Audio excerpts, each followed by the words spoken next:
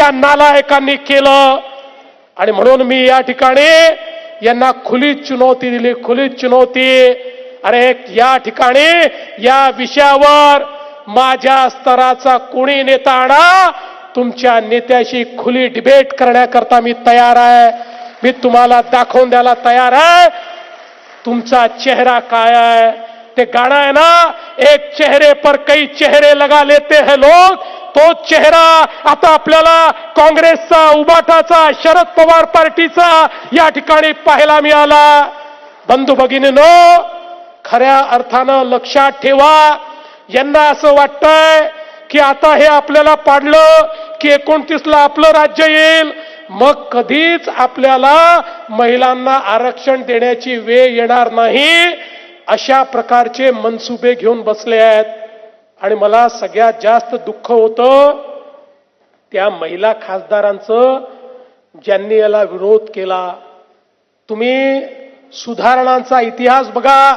सुधारणांचा इतिहास करताना ज्यावेळी महिला संघर्ष करत होत्या त्याही कालामध्ये काही अशा महिला होत्या ज्या सुधारणांना विरोध करत होत्या. त्याच मांदियाळीतल्या काही महिला या लोकसभेमध्ये आम्हाला पाहायला मिळाल्या ज्यांनी याचा विरोध केला. आणि पुन्हा बोल घेवडेपणे या ठिकाणी शाहू फुले आंबेडकरांचं नाव घेतात.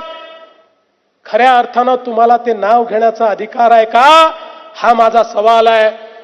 तुम्हाला महिला विधेयक याकरता नको आहे की तुम्हाला हे माहिती आहे या देशातली नारी शक्ती जागृत झाली, या देशाच्या संपूर्ण व्यवस्थेमध्ये नारी शक्तीचा सहभागिता वाढली, तर कुठेतरी आपली दुकानदारी बंद होईल.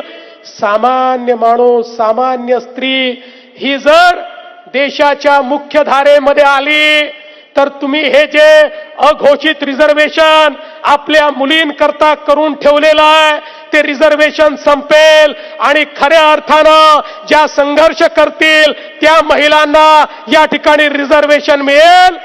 ही कल्पना असल्यामुळेच तुम्ही याला विरोध करताय. अरे तुमची मानसिकता ही नेहरूजींच्या काळात देखील आम्ही बघितली, ज्यावेळेस या ठिकाणी भारतरत्न डॉक्टर बाबासाहेब आंबेडकरांनी हिंदू कोड बिलच्या माध्यमातून महिलांना शक्ती देण्याचा प्रयत्न केला होता.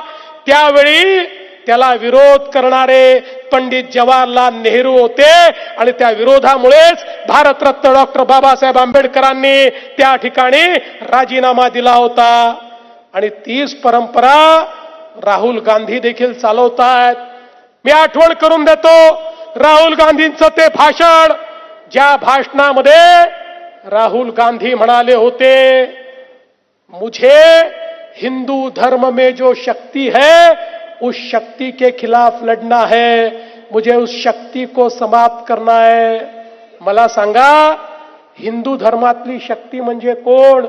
हिंदू धर्मात शक्ती कोणाला म्हटलाय? अरे आदि शक्तीला शक्ती म्हटलाय, नारी शक्तीला शक्ती म्हटलाय. हिंदू धर्मामध्ये शक्ती म्हणजे जी खऱ्या अर्थानं महादेवाला ताकद देते ती खऱ्या अर्थानं हिंदू धर्मातली शक्ती आहे. त्या शक्तीचा विनाश म्हणजे नारी शक्तीचा विनाश.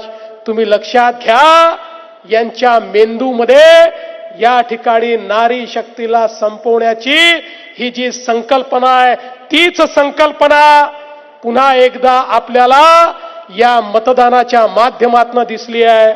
आणि म्हणून बहिणींनो आणि भावांनो, मी तुम्हाला एवढीच विनंती करण्याकरता आलो आहे, या ठिकाणी हे जे काही विधेयक पडलेलं आहे याने केवळ महिलांचं आरक्षण